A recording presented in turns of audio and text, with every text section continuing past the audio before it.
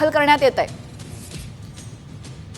तर एकनाथ शिंदे यांना ज्युपिटर रुग्णालयामध्ये दाखल करण्यात येणार असल्याचं आपण दृश्य बघितलं। गेल्या 2 ते 3 दिवसांपासून त्यांची प्रकृती ठीक नव्हती आणि त्यानंतर आता त्यांना ज्युपिटर रुग्णालयामध्ये दाखल करणार आहे।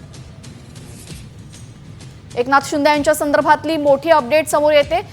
2 दिवस ते त्यांच्या मूळ गावी दरेगावी होते। दुसऱ्या दिवशी त्यांची प्रकृती जरा खालावली, त्यानंतर त्यांनी कुणाशीही न भेटण्याचा निर्णय घेतला, आराम करण्याचा निर्णय घेतला। त्याच्या अगदी दुसऱ्याच दिवशी ते ठाण्याला परतले।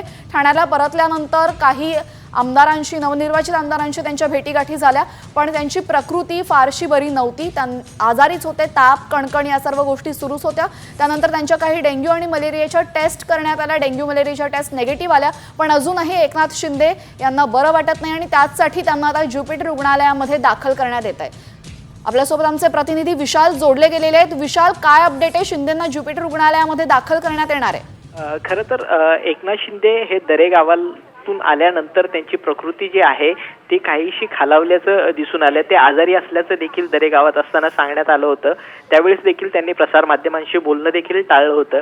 ज्या दिवशी ते दरेगावातून ठाण्यात त्यांच्या निवासस्थानी दाखल झाले त्या दिवसापासून त्यांच्या अंगामध्ये ताप असल्याचं देखील वारंवार डॉक्टरांकडून सांगण्यात आलं होतं। त्याचबरोबर डॉक्टर देखील तिथं वारंवार उपचाराला देखील येत होते।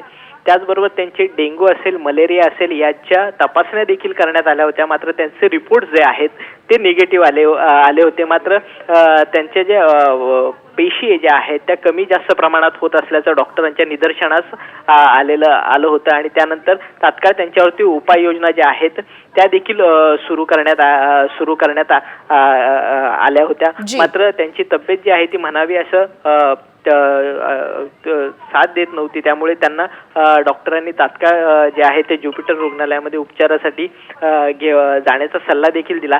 त्याच अनुषंगाने डॉक्टरांच्या ज्या सूचना होत्या त्यांचं तंतोतंत पालन जे आहे ते मुख्यमंत्री एकनाथ शिंदे जे आहेत ते करताना आपल्याला दिसून येत आहेत आणि ते आता ठाण्याच्या ज्युपिटर रुग्णालयामध्ये जात आहेत आणि तिथे काही तपासण्या ज्या आहेत त्या देखील करणार आहेत आणि तिथे उपचार जे आहेत ते घेतले जाणार आहेत। त्यांच्या अंगामध्ये ताप आहे, त्याचबरोबर अशक्तपणा देखील आहे आणि मागच्या काही दिवसांमध्ये ज्या काही धावपळी झालेल्या आहेत त्यांच्या निवडणुकीच्या दृष्टीने असेल, सभा असेल, प्रचार सभा असतील, त्याचबरोबर मतदान, मतमोजणी आणि त्यानंतर सत्ता स्थापनेच्या ज्या काही बैठका असतील त्यांचा जो ताण जो आहे तो आल्याचं देखील कुटुंबियांकडून देखील वारंवार देखील सांगण्यामध्ये आलेला आहे। आणि त्याचबरोबर ज्या मागच्या काही दिवसांमधल्या ज्या भेटीगाठी आहेत, जे नेते मंडळी जे भेटायला येतात त्यावेळेस देखील एकनाथ शिंदे यांनी त्यांची भेट जी आहे ती टाळलेली आहे आणि त्याचबरोबर त्यांचे जे नेते येत आहेत भेटायला त्यांना श्रीकांत शिंदे